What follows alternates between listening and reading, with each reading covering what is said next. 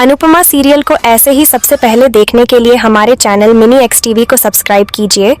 आज के एपिसोड में अनुपमा पराग के घर से बाहर निकल जाती है और प्रेम कहता है कि सच की हमेशा जीत ही होती है। मम्मी की सच्चाई और हकीकत ने यह कर दिखाया और यह सुनकर मोटी माँ हैरान होती है। वैसे पराग अनुपमा से कहता है कि आप कैसे जाएं और अनुपमा आपको धन्यवाद बोलते हुए कहती है कि मैं ऑटो से चली जाऊंगी। पराग दुखियाल में आकर कहता है कि काश मैं अपनी बेटी का दर्द समझ पाता। तभी अनुपमा पराग से कहती है कि ऐसे काश मेरे पास भी बहुत है। पराग अनुपमा से प्रार्थना का ख्याल रखने की गुजारिश करता है। अनुपमा कहती है कि प्रार्थना मेरी बेटी जैसी है, आप क्यों चिंता करते हैं। प्रकट है कि पता नहीं प्रार्थना मुझे माफ करेगी या नहीं। अनुपमा कहती है कि बाप और बेटी का बहुत ही गहरा रिश्ता होता है और वह इतने दिन नाराज नहीं रह सकती और मुझे पता है कि आपकी बेटी आपको बहुत चाहती है और जब भी उसको पता चलेगा कि बाबा ने गौतम को घर से निकाल दिया है तो बहुत ही ज्यादा खुश होगी। दूसरी तरफ ख्याति सोच में पड़ जाती है कि अनुपमा ने ऐसा क्यों किया, इसके पीछे क्या राज हो सकता है। तब मोटी माँ बहुत ही ज्यादा गुस्से में आकर कहती है कि यहाँ तो सब पागल हो चुके हैं, आज मुझे लगा है कि यह मुझे भी पागल कर देंगे। अब पराग भी अनुपमा के बातों में आने लग गया है। मोटी माँ फैसला कर लेती है कि चाहे कुछ भी हो जाए मैं गौतम को वापस इस घर में ले आऊंगी। तब राय कहती है कि आप ऐसा कुछ भी नहीं करेंगे, मैं मम्मी से नाराज हूँ लेकिन आज उन्होंने बहुत ही अच्छा किया, काश ऐसा पहले हो गया होता। आप ऐसा बिल्कुल भी मत करना गौतम, हमें इस घर में वापस नहीं चाहिए। यह सुनकर मोटी माँ और ख्याति चौंक जाती है। दूसरी तरफ अनुपमा पराग को समझाती है और कहती है कि हमें अब सिर्फ अपने बच्चों की खुशी और कामयाबी चाहिए। पराग उस बात से सहमत होता है, माना कि मेरी बेटी बहुत ही ज्यादा मुझसे नाराज है। उसी में आकर उन्होंने डांस न करने का कह दिया है। वह मेरी बात नहीं सुनती लेकिन आप उसको समझाएंगे तो वह आपकी बात को जरूर सुनेगी और बिल्कुल भी नहीं टालेगी और आप उसे समझाएंगे कि वह अपने सपनों को पूरा करे। पराग कहता है कि तुम इस बात फिक्र मत करो, मैं ऐसा बिल्कुल भी नहीं होने दूंगा, मैं ही और प्रेम उनके सपने पूरे करने में पूरी कोशिश करूंगा। पराग का शुक्रिया अदा करी। इसी बीच पराग से पूछता है क्या अब वह मुंबई जाना चाहती है। अनुपमा पराग को कहती है कि आप प्रार्थना की चिंता करने की जरूरत नहीं है। अनुपमा बहुत ही ज्यादा उससे आ रही, मैं इस शहर में रहूं या फिर न रहूं, प्रार्थना उसे घर में बहुत याद आएगी, सुखी और सुरक्षित रहेगी। उसके बाद अनुपमा ऑटो में चढ़कर चली जाती है। चाहती उसे देखती और परेशान होती है, सोचती है यह समझ से बाहर है। दूसरी तरफ अनुपमा रास्ते में जाते हुए मुंबई जाने के फैसले को लेकर बहुत ही ज्यादा परेशान होती है। अभी अचानक से ऑटो रुक जाता है और सामने से देखती है तो चायदी खड़ी है। अनुपमा हैरान हो जाती है और ऑटो से उतरकर चायदी के पास चली जाती है। चायदी कहती है कि आप इतनी होशियार क्यों बन रही हैं? जब तूने गौतम को घर से बाहर निकलवा दिया तो यह क्यों नहीं बताया कि आप क्या आई ड्रॉप बदली थी? तभी अनुपमा कहती है कि मुझे किसी को कुछ बताने की जरूरत नहीं है और मैं किसी को कुछ भी नहीं बताऊंगी। चायदी पूछती है क्यों आप नहीं बताना चाह रही? मेरी वजह से आपकी आंखें जा सकती थी, आपको चोट भी लग सकती थी, आपको बहुत बड़ा नुकसान पहुंच सकता था, फिर आप अच्छाई का नाटक क्यों कर रही हैं? और हाँ, जिंदगी ने इतनी बड़ी चोट दी है कि जब आपके साथ कोई अच्छा करता है तो आप उन पर शक करते हैं। ख्याति कहती है कि मैंने आपको कितनी बार जलील और भी इज्जत किया है, मैंने राय को भी आपके खिलाफ लड़ाया है, लेकिन फिर भी आपने मेरी फैमिली को मेरा सच क्यों नहीं बताया? अनुपमा कहती है कि मैं क्यों और क्या बोलूं, मुझे किसी से कुछ नहीं कहना। ख्याति परेशान होकर कहती है कि आप यही बोल दीजिए कि अब मैं पहले वाली ख्याति नहीं रही, मुझे खुद भी नहीं पता है कि मैं क्या हूँ। और ख्याति कहती है कि मैं पागल हो रही हूँ, खा भी नहीं रही हूँ, मुझे खुद भी नहीं पता है कि मुझे क्या हो रहा है। ख्याति हाथ जोड़कर और अनुपमा के पैर पकड़कर उससे सबको सच बताने की रिक्वेस्ट करती है। अनुपमा को उठाती है और कहती है कि तुम ये क्या कर रही हो? ख्याति रोने लगी है, मुझे गिल्ट से बाहर निकालिए वरना मैं मर जाऊंगी। अनुपमा बहुत ही परेशान हो जाती है और हैरान हो जाती है। अनुपमा दुखी होकर कहती है कि मैं भी एक माँ हूँ आप तरह, मैंने भी एक बेटा खोया है, मुझे इन सब दर्द का एहसास है। अनुपमा रोते हुए कहती है कि मेरा समर मुझसे हमेशा के लिए चला गया, गलती किसी और की और भुगतना पड़ा मेरे बेटे को। अनुपमा दुखी होकर कहती है कि आर्यन की जाने का दुख मुझे भी बहुत ही ज्यादा है, लेकिन मैंने उसको नहीं मारा, मैंने आर्यन का कत्ल नहीं किया। ख्याति रोने लग जाती है। अनुपमा कहती है कि जो भी हुआ गलत हुआ, मैं मानती हूँ कि मेरा वह फैसला गलत साबित हुआ, लेकिन मैंने उसे नहीं मारा है। दोनों बड़े बड़े आवाज में रोने लगी और उनको आर्यन के साथ बिताए हुए लम्हे याद आ रही और अनुपमा को समर दिखाई देने लगा है। दोनों माताएं अपने बेटों को याद करके रोने लगी। अनुपमा ख्याति को गले लगाती और कहती है कि आप बहुत अच्छी माँ। अनुपमा कहती है कि मुझे भी मेरा बहुत याद आया। ख्याति कहती है कि मैं उसका बोझ कैसे हल्का करूं। अनुपमा कहती है कि दिल पर यह पत्थर आपने ही रखा है तो अब आपको इसे हटाना है, अगर आपको किसी को ये बात पता नहीं है तो बताएं, मुझे बीच में मत लाना। ख्याति सोच में पड़ जाती है, अनुपमा से चली जाती है और इसी के साथ एपिसोड खत्म हो जाता है। अगले एपिसोड में आपको देखने को मिलेगा कि किंजल को ऐसा महसूस होने लगा है कि उसकी गैर मौजूदगी में कोई कमरे में आया था। अनुपमा को भी गौतम के जन्म की याद आती है और वह सोचती है ऐसा तो नहीं कि गौतम उसके घर में तो नहीं आया है। अनुपमा घर में इधर उधर देखती है, तभी उसे किसी परछाई नजर आती है। आज का एपिसोड आपको कैसा लगा हमें कमेंट करके जरूर बताएं और अभी तक हमारे चैनल मिनी एक्स टीवी को सब्सक्राइब नहीं किया है तो सब्सक्राइब करें। हम मिलते हैं एक नए एपिसोड के साथ, तब तक के लिए जय श्री राम, जय हिंद, वंदे मातरम।